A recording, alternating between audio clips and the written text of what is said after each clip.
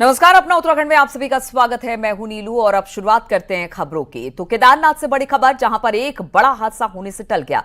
फाटा से केदारनाथ धाम जाते वक्त हेलीकॉप्टर का रोटर खराब हो गया, जिसकी वजह से इमरजेंसी लैंडिंग करानी पड़ी। हेलीकॉप्टर 6 यात्रियों को लेकर सिरसी हेलीपैड से केदारनाथ धाम जा रहा था। तभी हेलीपैड से करीब 100 मीटर पहले हेलीकॉप्टर की इमरजेंसी लैंडिंग करानी पड़ी, जिसमें 6 लोगों की जिंदगी बाल बाल बच गई और लैंडिंग के बाद यात्रियों ने राहत की सांस ली। क्रिस्टल एविएशन कंपनी का यह हेलीकॉप्टर था, जिसकी इमरजेंसी लैंडिंग कराई गई।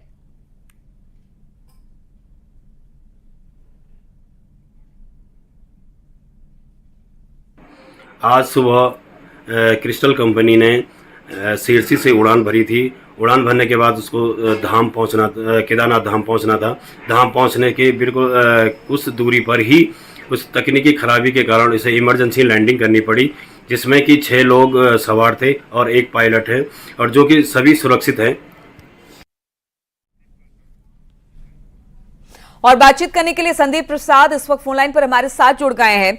संदीप, आज जो जिस तरह की एक इमरजेंसी लैंडिंग करवाई गई हेली की, उसको लेकर कई सवाल खड़े होते हैं, लेकिन आज एक बड़ा हादसा टल गया। लेकिन इसके बाद जरूरत है कि इस तरह के हादसे दोबारा ना हो, इस तरह की चीजें दोबारा ना हो, इस पर एहतियात बरती जाए। किस तरह की बात अब इस पूरे मामले को लेकर आ रही है? प्रशासन किस तरह से इस पूरे मामले को देख रहा है?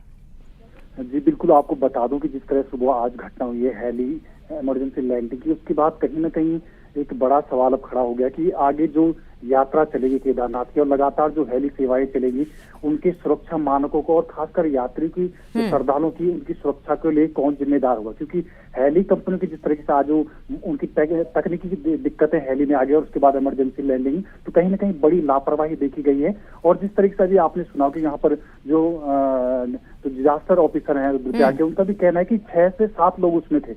हेली यानी ये लगा लो कि पायलट के साथ ही 6 लोग और अन्य उसमें सवार थे। तो 6 लोग हेलीकॉप्टर में जाने पर भी एक सवाल है, क्योंकि 6 लोगों की कैपेसिटी हेलीकॉप्टर में होती है या नहीं होती है, ये भी बड़ा सवाल है। हालांकि जो कंपनी के अधिकारी, उनका कहना है कि हम वजन के अनुसार वहां पर यात्रियों को बिठाते हैं और वजन ही उसमें एक। संदीप, पिछले साल भी इस तरह की घटना हुई थी, एक बार फिर से इस घटना की पुनरावृत्ति हुई है। हालांकि सारे यात्री सुरक्षित थे, ये सबसे अच्छी खबर रही। लेकिन ऐसे में जो इस तरह की कंपनियां प्राइवेट है जो हेली संचालित करती है, क्या उनके खिलाफ कड़ी कार्रवाई ना की जाए? प्रशासन को इस तरफ देखना होगा, जिससे कि आगे इस तरह की बातें ना हो और जो यात्री हैं वो सुरक्षित अपने डेस्टिनेशन तक पहुंच सके। इसलिए बहुत जरूरत है कि प्रशासन को सतर्क रहने की, और खास तौर पर जो कंपनियां चलाती हैं हेलीकॉप्टर को, उनको। जी बिल्कुल, मैं आपको बता दूं कि ये पहला हादसा नहीं, ये हादसा तो टल गया, लेकिन इससे पहले भी लगातार कई हादसे जिसमें कई लोगों की जानें गई हैं। और तब भी यही सवाल खड़े होते हैं कि क्या इन कंपनियों के खिलाफ कार्रवाई होगी, और अगर इन कंपनियों के खिलाफ उसी समय कार्रवाई हो जाती है, समय पे कार्रवाई की जाती, तो आज स्थिति नहीं होती कि इमरजेंसी लैंडिंग वाली स्थिति नहीं होती, ये तकनीकी दिक्कतें हेली कंपनियों में नहीं होती। तो कहीं ना कहीं अब सरकार को, शासन को खासकर एक अलग से एक सुरक्षा के मानकों को देखते हैं और कहीं ना कहीं इन कंपनियों पे शिकंजा कसने। बिल्कुल, 4 पैसे कमाने के लालच में यात्रियों की जान इस तरह से खतरे में डाल रहे हैं। प्रशासन को देखना पड़ेगा कि जब इस तरह की कंपनियों को आप देते हैं एनओसी या फिर वहां पर चलाने की इजाजत देते हैं, तो इस पर कड़ी नजर रखी जाए, जिससे कि जितने भी सेफ्टी नॉर्म्स हैं उनका पालन करें। बहुत बहुत शुक्रिया आपका संदीप, हमारे साथ जुड़ने के लिए।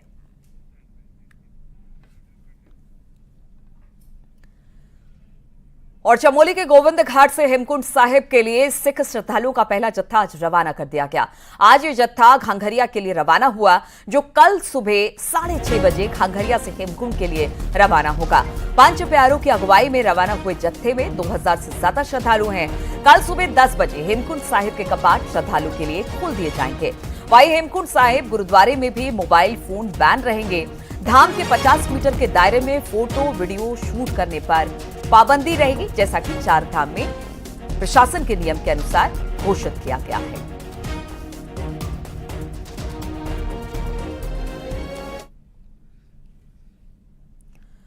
और चारों धामों में श्रद्धालुओं की भारी भीड़ उमड़ रही है। वहीं बद्रीनाथ धाम में भी भक्तों का तांता लगा हुआ है।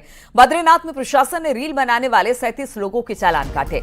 चारों धामों में 50 मीटर के दायरे में मोबाइल बैन है, इसलिए नियम तोड़ने वाले 37 यात्रियों के खिलाफ कार्रवाई हुई है, यानी कि जो नियम बनाए गए हैं उस पर सख्ती से पालन भी किया जा रहा है। और इसी चक्कर में 37 ऐसे यात्री थे जो वहां घूमने आए थे, जो 50 मीटर के अंदर के दायरे में मोबाइल से रील बना रहे थे, उनके खिलाफ चालान किया गया है।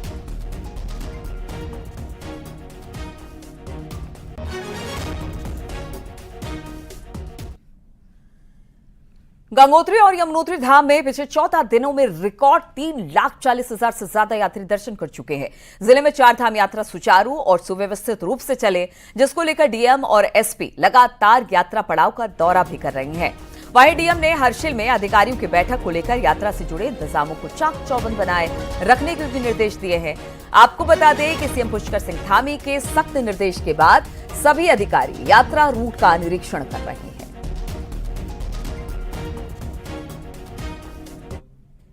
विभाग के जैसे वेटनरी के अधिकारी हैं, डॉक्टरों की वहाँ टीम है, तो कोई भी ऐसा विभाग जो यात्रा के लिए जरूरी होता है उनकी ड्यूटी लगाई गई और वो फील्ड में काम कर रहे हैं। और कहीं कोई अभी तक हमारा ऐसा कोई इश्यू नहीं आया और यात्रा बढ़िया चल रही है, व्यवस्थित चल रही है। उत्तराखंड के चारों धामों में श्रद्धालुओं की भारी भीड़ है। वहीं एक ट्रैवल एजेंट यात्रियों का फर्जी रजिस्ट्रेशन करा के यात्रा कराने की कोशिश कर रहा था, जिस पर पुलिस ने शिकंजा कसा। ऐसे ट्रैवल एजेंट के खिलाफ पुलिस लगातार कार्रवाई कर रही है। ऋषिकेश में पुलिस ने 4 ट्रैवल एजेंटों पर फर्जी रजिस्ट्रेशन कराने के आरोप में मामला दर्ज किया है। एक ट्रैवल एजेंट की दिल्ली से जबकि दूसरे की गाजियाबाद से गिरफ्तारी कर ली गई है। इसमें जो है एक ट्रैवल एजेंट जो आपका ऋषि राज करके हैं, जो लीजेंड इंडिया हॉलीडेज नाम से चलाते हैं, उनकी गिरफ्तारी दिल्ली से की गई। साथ ही साथ हरिद्वार के ट्रैवल एजेंट हैं जिनके द्वारा भी ग्रुप को ऐसी पोस्ट करके रजिस्ट्रेशन की डेट्स को चेंज करके ट्रैवल बनाया गया था, और ये कोनार्क ट्रैवल्स करके इनकी भी गिरफ्तारी की गई। 2 अन्य ट्रैवल एजेंट्स हैं जो अलग अलग जगहों के हैं, गाजियाबाद या अन्य जगहों के हैं, वहाँ हमारी टीम गई हुई है और लगातार ऐसे हम चेकिंग कर रहे हैं, रैंडम चेकिंग। और उत्तराखंड में बारिश का अलर्ट जारी हुआ है। 5 जिलों में बारिश का येलो अलर्ट जारी हुआ है। मौसम विज्ञान केंद्र ने इस अलर्ट को जारी किया है। उत्तरकाशी, रुद्रप्रयाग, चमोली के साथ बागेश्वर और पिथौरागढ़ में भी बारिश के लिए अलर्ट जारी हुआ है। वहीं कई जिलों में तेज हवाएं चलने की भी संभावना है। मौसम 4 धाम यात्रा में मुसीबत बन सकता है। मौसम विभाग ने जिस तरह से अलर्ट जारी किया है, तो उत्तराखंड में बारिश का अलर्ट है। बागेश्वर, पिथौरागढ़ में भी बारिश की आशंका है। बातचीत करने के लिए फोन लाइन पर भारती सकलानी इस वक्त हमारे साथ जुड़ गई हैं। भारती, किन किन जिलों के लिए ये फोरकास्ट मौसम विभाग की तरफ से किया गया है? मौसम विज्ञान केंद्र की तरफ से ये अलर्ट दिया गया है। पिथौरागढ़ की बात कर ली जाए, बागेश्वर की बात कर ली जाए, रुद्रप्रयाग, चमोली, ये वो इलाके रहेंगे जहाँ पर बारिश और तेज हवाएं लोगों की परेशानी बढ़ा सकती है। खासतौर पर 4 धाम रूट के लिए मौसम विज्ञान की तरफ से पहले ही ये कहा गया था कि यहाँ पर तेज बारिश देखने को मिल सकती है। इसके अलावा मैदानी जिलों की भी अगर हम बात करें तो मैदानी जिलों में भी टेम्परेचर डाउन रहने का पूर्वानुमान बताया गया है। देहरादून की अगर हम बात कर ले तो यहाँ पर भी सुबह से ही उमस बनी हुई है, लेकिन ये कहा जा रहा है कि अगले जो आने वाले दिन है उसमें टेम्परेचर में गिरावट देखने को मिल सकती है। कई जिलों में तापमान नीचे आ सकता है, लेकिन आज के लिए कहा गया है कि 5 जिलों में बारिश कहीं कहीं पर परेशानी बढ़ा सकती है। ठीक है भारती, बहुत बहुत शुक्रिया आपका जानकारी देने के लिए।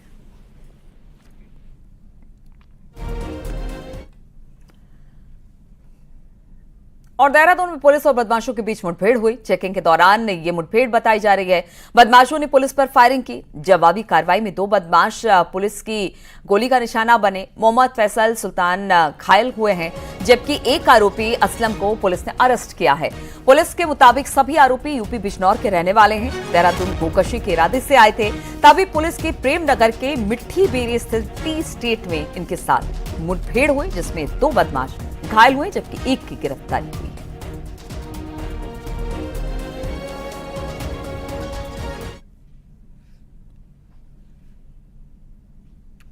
और अवैध मज़ारों के खिलाफ बड़े पैमाने पर अभियान चलाने के बावजूद धार्मिक प्रतीकों के नाम पर सरकारी भूमि पर अतिक्रमण का सिलसिला थमने का नाम नहीं ले रहा। विकासनगर के शंकरपुर में आईटीआई के कैंपस में रातों रात मजार बना दी गई। ताज्जुब की बात यह है कि इस पर आईटीआई प्रशासन ने भी कोई कदम नहीं उठाया। लोगों की शिकायत पर गुरुवार को मौके पर पहुंची प्रशासन की टीम ने इस मजार को ध्वस्त कर दिया। इस मामले में सीएम धामी ने भी संज्ञान लिया और अपने सचिव शैलेश बगौली को जांच के आदेश दिए हैं।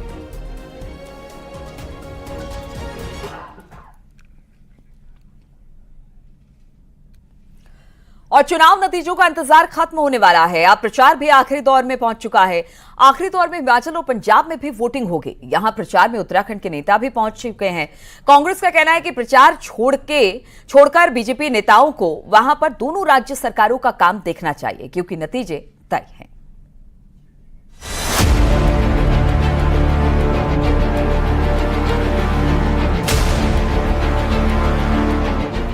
उत्तराखंड में 19 अप्रैल की वोटिंग के नतीजे 4 जून को सामने आ जाएंगे, तो चुनाव प्रचार भी आखिरी दौर में पहुंच चुका है। 1 जून को आखिरी दौर के लिए प्रचार 30 मई को थम जाएगा। इस राउंड में पंजाब और हिमाचल में वोटिंग होनी है। फिलहाल इन 2 राज्यों में उत्तराखंड से बीजेपी और कांग्रेस के नेता पहुंचे हुए हैं। कांग्रेस का दावा है कि पंजाब हिमाचल में माहौल इंडिया गठबंधन के पक्ष में है, इसीलिए बीजेपी प्रदेश अध्यक्ष, मंत्री और कार्यकर्ताओं को वहां का काम देखना चाहिए, जहां हिमाचल में कांग्रेस और पंजाब में आप विकास कर रही है। कांग्रेस का कहना है कि हिमाचल में बीजेपी मजबूत होती तो खुद बीजेपी के राष्ट्रीय अध्यक्ष लोकसभा चुनाव लड़ते, राज्यसभा नहीं जाते। और आप अपने प्रदेशों का कंपैरिजन कर लीजिए, आप कितना काम कर रहे हैं और जहां पर कांग्रेस की सरकारें हैं या विरोधी दल की सरकारें हैं, वो कितना अच्छा काम कर रहे हैं। अच्छा होता है ये लोग वहाँ जा रहे हैं, कुछ जो सरकारों ने काम किए हैं उनसे कुछ शिक्षा लेके आते तो अच्छी बात होती, ताकि वो इस प्रदेश में भी उस फार्मूले का इजाद कर सके, उसका इस्तेमाल यहाँ कर सके। कांग्रेस ने पंजाब में गणेश गोदियाल को स्टार प्रचारक बनाया है, तो संगठन के नेताओं को हिमाचल प्रदेश में काम सौंपा गया है। वहीं बीजेपी प्रदेश अध्यक्ष महेश भट्ट, संगठन मंत्री अजय कुमार और मंत्री धन सिंह रावत हिमाचल में हैं। तो प्रदेश महामंत्री आदित्य कोठारी के साथ संगठन के दूसरे नेता पंजाब में हैं। वहीं मुख्यमंत्री पुष्कर सिंह धामी के प्रचार प्रोग्राम भी दोनों राज्यों में लग सकते हैं। ऐसे में हिमाचल और पंजाब से कुछ सीखने की बात को बीजेपी बकवास बता रही है और लोकसभा चुनाव में जीतेगी तो बीजेपी ही। कहना चाहूंगा कि जो हमारे कार्यकर्ता हिमाचल प्रदेश हो और चाहे हमारे पंजाब जो गए हुए कार्यकर्ता, हमारी सीटें वहां आएगी। हिमाचल प्रदेश चारों की चारों सीटें भारतीय जनता पार्टी। उत्तराखंड मानव वन्य जीव, भालू, बाघ और हाथी के हमले में दर्जनों लोगों की मौत हो जाती है। अकेले इस साल के शुरुआती 1 महीने में 9 लोगों की मौत हो गई थी, जबकि 17 लोग घायल हो गए थे। इस पर मुख्यमंत्री पुष्कर सिंह धामी ने भी गंभीर चिंता जताई थी। अब मानसून सीजन शुरू होने वाला है, जिसमें मानव वन्य जीव संघर्षों की घटनाएं बढ़ जाती हैं। वन विभाग का कहना है कि इस दौरान घनी झाड़ियां उग जाती हैं, जिससे जंगली जानवरों को आसानी से छिपने का मौका मिल जाता है। हमारे घरों के आसपास, हमारे जो रास्ते हैं उनके आसपास झाड़ियां बढ़ जाती है, जो जंगली जानवरों के छुपने के लिए बहुत आसानी से स्थान मिल जाता है। इस कारण जंगली जानवर जो है वो कई बार आबादी के बहुत पास आ जाते हैं और तब ऐसी परिस्थितियां उत्पन्न हो जाती हैं कि कोई अगर छुपा है और लोग बहुत पास से उसके अगर गुजरते हैं तो फिर दुर्घटना की संभावना बढ़ जाती है। वन विभाग ने इसके लिए सभी फॉरेस्ट डिवीजन को एडवाइजरी जारी कर दी है, खासकर पिथौरागढ़ और तराई के फॉरेस्ट डिवीजन को, जो कॉन्फ्लिक्ट के मामले में सबसे अधिक संवेदनशील है। विभाग ने करीब 10 करोड़ के कैमरा ट्रैप, ड्रोन, पिंजरे, ट्रैंक्युलाइज गन आदि उपकरण खरीदकर सभी डिवीजन में भेज दिए हैं। सभी डिवीजन को कहा गया है कि वे स्टाफ को इन उपकरणों को चलाने के लिए जल्द से जल्द ट्रेन कर दें। पिछले वित्तीय वर्ष में पूरे प्रदेश में लगभग 10 करोड़ रुपए से अधिक के उपकरण जो मानव वन्य जीव संघर्ष निवारण के काम में आते हैं वो उपलब्ध कराए गए हैं और प्रभागीय वनाधिकारियों से ये अपेक्षित है कि वो उपकरण प्राप्त करके समय से उसको फील्ड में उपलब्ध कराएंगे। वन विभाग की चिंता के पीछे बाघों के बढ़ते हमले भी बड़ा कारण है। आमतौर पर कुछ एक एरिया को छोड़कर पहाड़ से लेकर मैदान तक गुलदार के हमले की ही घटनाएं होती थी, लेकिन अब बाघ भी पहाड़ों का रुख कर रहे हैं। 2021 में जहां बाघ के हमले में 2 लोगों की मौत हुई थी, 2022 में 16 और 2023 में 17 लोग बाघ मार डाले। यदि अलर्ट नहीं रहे तो मॉनसून सीजन में हमले मामले और तेज हो सकते हैं। न्यूज़ 18 के लिए देहरादून से सुनील नवप्रभात की रिपोर्ट।